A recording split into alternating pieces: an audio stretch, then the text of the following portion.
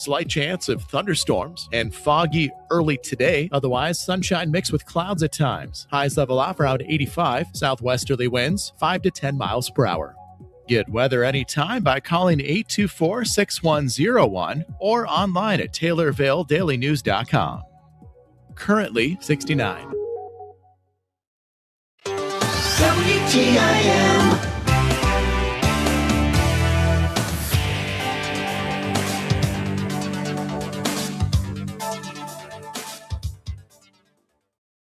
You're listening to WTIM, your information station. Time now for your expanded local news. I'm Reed Kamai.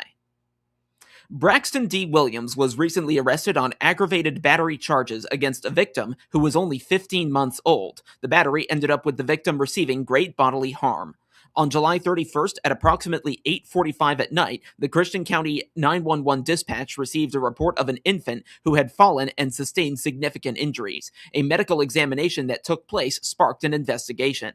Evidence derived from further investigation state that Williamson is now under reasonable suspicion to be officially charged with aggravated battery, a Class X felony. The Hart Media Group spoke with Chief Deputy Jim Baker of the Christian County Sheriff's Office regarding this matter. According to Chief Deputy Baker, the investigation returned that showed this baby's injuries could not have been sustained from a fall.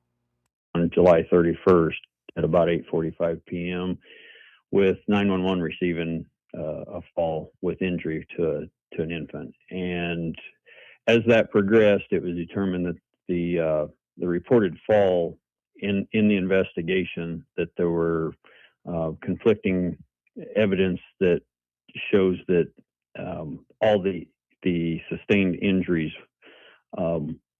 would not match an infant fall. Chief Deputy Baker also stated that this discovery by medical professionals stating that those injuries don't align with that of a fall is what kicked off the investigation. By the end of the short investigation leading up to Williamson's charges, Chief Deputy Baker also stated that further investigation is still ongoing to uncover more details and that nothing else can be released at this time. So that investigation then took off, and from there, it's currently, there was enough medical evidence to support the charge of an aggravated battery, meeting a great bodily harm of a Class X. And it's still under investigation, pending some further work with the coroner's office, and that's where we're at with it currently. Williamson had his first court appearance Thursday in Christian County Court. For the results of Thursday's court appearance, take a look at the For the Record page on TaylorvilleDailyNews.com. Once the next round of information has been released, the Hart Media Group will do a follow-up interview with Chief Deputy Baker, and we'll have another story to follow. Stay tuned to TaylorvilleDailyNews.com for those updates. The Taylorville City Council swore in a new firefighter to the Taylorville Fire Department on Monday. At the first of two monthly city council meetings, Taylorville Mayor Bruce Berry swore in Dylan Glasscock to the department. Glasscock took his oath of office and is now a proud member of the Taylorville Fire Department. Put your left hand on the Bible and raise your right hand. Do you solemnly swear that you will support the Constitution of the United States and the Constitution of the State of Illinois, and that you will faithfully discharge the duties of firefighter according to the best of your ability? I do. Congratulations.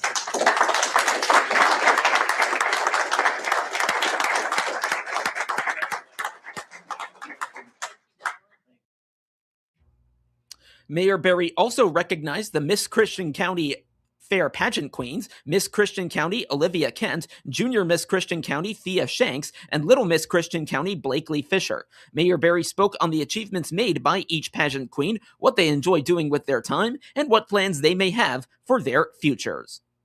Miss Olivia Kent lives in Taylorville, is 19 years old. She's a junior at Illinois State University, is in the Mennonite College of Nursing program, pursuing a degree in nursing with plans to becoming a women's health nurse practitioner. She runs her own business, Olivia Kent Swim School. Olivia enjoys evening runs, boating, swimming, raising silky chickens, fishing, trying new coffee shops, and shopping at boutique. Junior Miss Christian County Fair is Miss Thea Shanks. She lives in Taylorville and is 12 years old. She wants to be a veterinarian for big and small animals when she grows up. Thea enjoys volleyball, basketball, student council, FCA, fishing, bike riding, and four-wheeling. Little Miss Christian County is Miss Blakely Fisher. She also lives in Taylorville and is 6 years old. She wants to be a dance teacher when she grows up and enjoys dance, tumbling, and drawing. Next, Little Miss Christian County is Miss Blakely Fisher. She also lives in Taylorville and is 6 years old. She wants to be a dance teacher when she grows up and enjoys dance, tumbling, and drawing.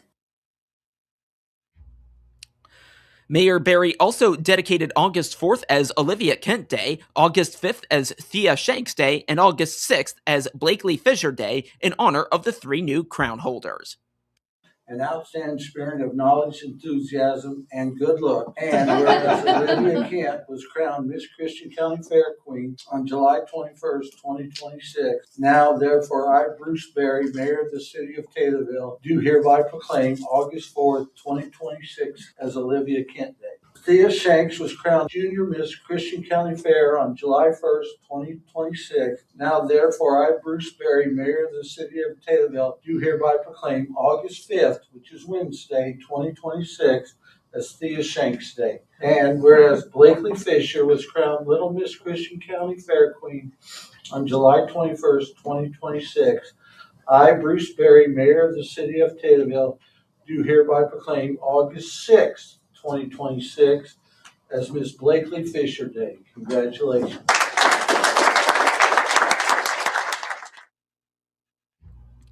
See the full story online for a photograph of the 3 pageant winners receiving their certificates from Mayor Berry. Keep following along with TaylorvilleDailyNews.com for more updates from the Taylorville City Council meetings. The next City Council meeting will be held on Monday, August 17th.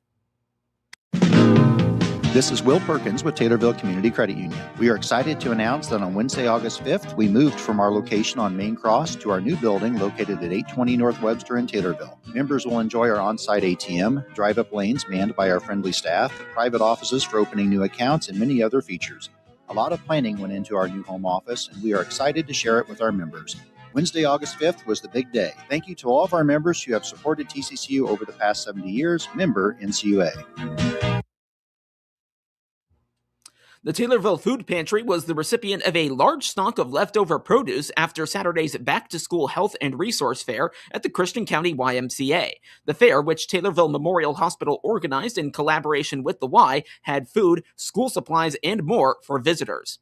Amy Hagan, a co-coordinator of the Taylorville Food Pantry, says Jay Bollinger of TMH informed her of the surplus of food. And he called up and said, hey, could we drop this at the food pantry? And I said, by all means.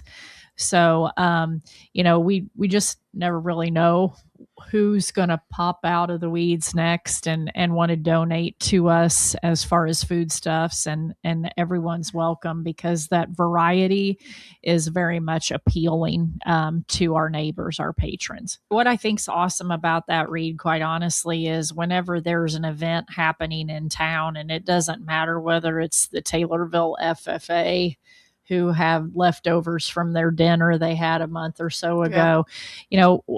Whoever it is, I'm really grateful of the fact there's people mindful about, wow, we could either throw this food away or we could call up the Taylorville Food Pantry and see if they might have a use for it. So I just think that that's really incredible that we apparently must be near the top of mind for a number of very thoughtful and generous people.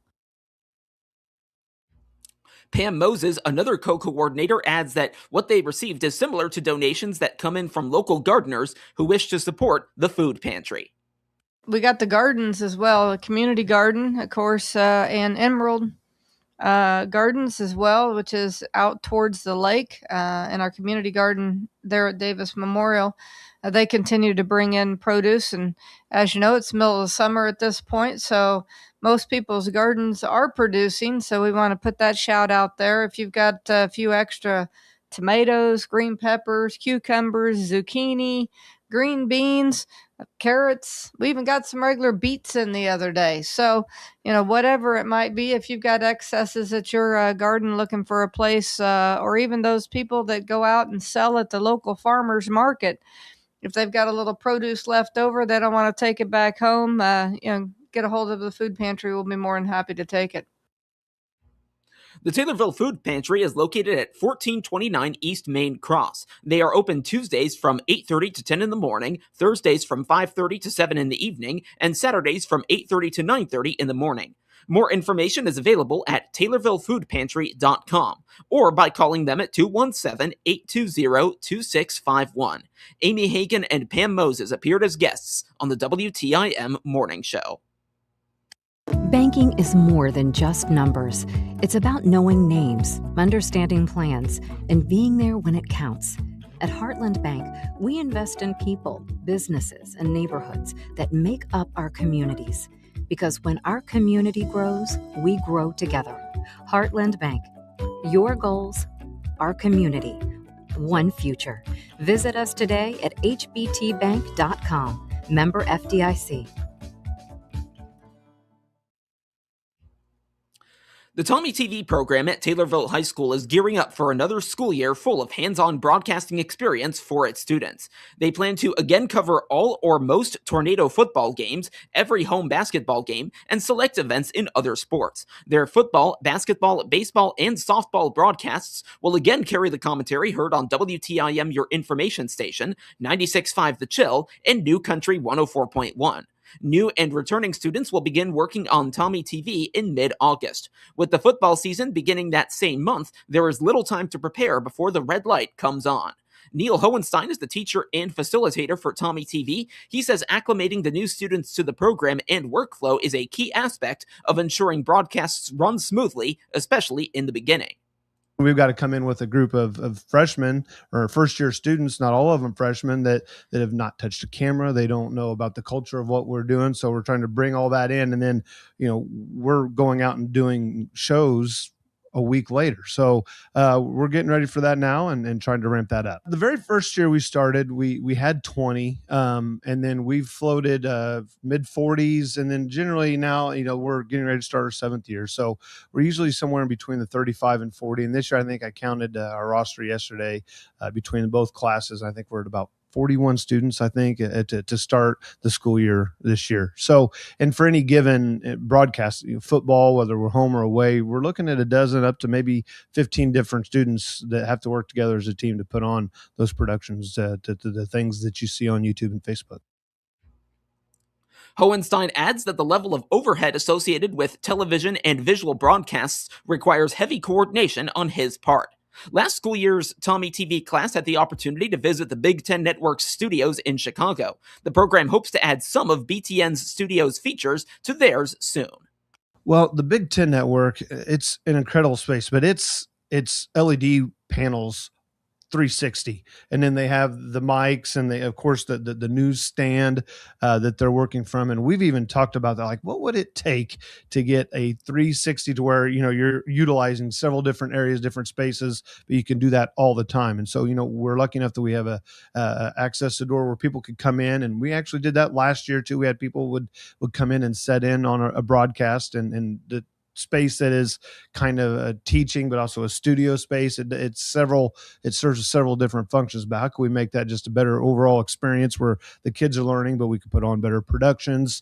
And then cost is a factor too. How can we get the money to do that? Or what kind of tools do we have now that would really kind of raise our level of production? Tommy TV can be found on its Facebook and YouTube pages. Neil Hohenstein appeared as a guest on the WTIM Morning Show.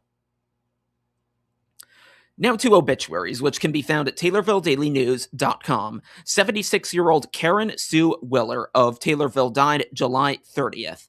Interment will be at Anderson Cemetery this coming Wednesday. Cremation rights have been accorded. Arrangements are being handled by McClure Funeral Home and Cremation Services in Taylorville. And 83-year-old Marilyn K. Beatty of Taylorville, formerly of Morrisonville, died on Sunday. Visitation is Thursday from 4 till 7 at a Sally Funeral Home in Morrisonville. Another visitation will take place on this coming Friday from 9:45 to 10:45, also at a Sally Funeral Home in Morrisonville. A funeral mass will immediately follow at St. Maurice Catholic Church. Burial will be at a later date at St. Maurice Cemetery. Arrangements are being handled by a Sally Funeral Home in Morrisonville. Get news anytime from your computer or mobile device